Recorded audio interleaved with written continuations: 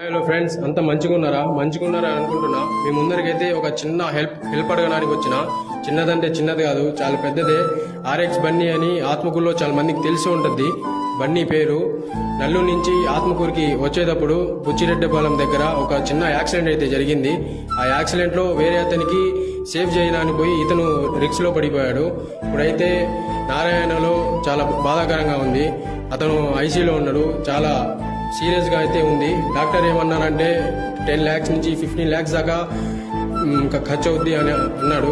ఇప్పుడు ఇంట్లో వాళ్ళు కూడా చాలా సఫర్ అవుతున్నారు.